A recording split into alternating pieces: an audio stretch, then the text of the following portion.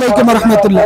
আজ 12 তারিখ। আজকের ভাইবা অভিজ্ঞতা নিতে এসেছি ঢাকাতে বোরাক টাওয়ারে, রেড ক্রিসেন্ট বোরাক টাওয়ার, যেখানে এনটিআরসির ভাইবা হচ্ছে। তো আজকে আমরা আমাদের একটা পছন্দের ভাইকে পেয়েছি সামনে, যিনি সহকারী শিক্ষক ধর্মের ভাইবা দিয়ে এসেছেন। তো ওনার থেকে ওনার অভিজ্ঞতাটা জেনে নেব ইনশাল্লাহ। আসসালামু আলাইকুম। আমি সহকারী শিক্ষক ইসলাম শিক্ষায় ভাইবা দিতে আসছি। আর বোর্ড ছিল 6 নম্বর বোর্ডে। যিনি দায়িত্ব ছিলেন তারা অত্যন্ত আন্তরিক ছিলেন। আমাকে প্রশ্ন করছে, প্রথম প্রশ্ন একটা মুখস্থ হাদিস বলতে বলছে। আমি বলছি, পরে প্রশ্ন করছে যে হজ কত প্রকার, সেটাও বলছি। বাংলাদেশের মানুষ কোন হজ করে, তো সেটা আমার উত্তর হয়েছে।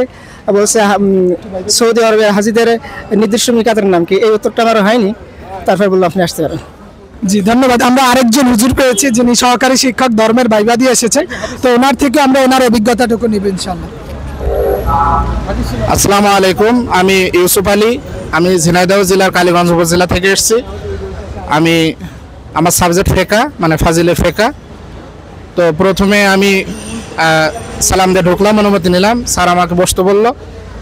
তো প্রথমে আমাকে কাগজপাতি সার্টিফিকেট জমা দেওয়ার পরে একজন স্যার আমাকে মোবাইল থেকে সুরাটা একজাস্ট কোন সুরা বের করে দিয়েছিল, দিয়ে বললো যে এখান থেকে একটু পড়ো, অনুবাদ করো। একটু অনুবাদ করলাম, শিখা ভাঁজ ধরলো এই আর কি।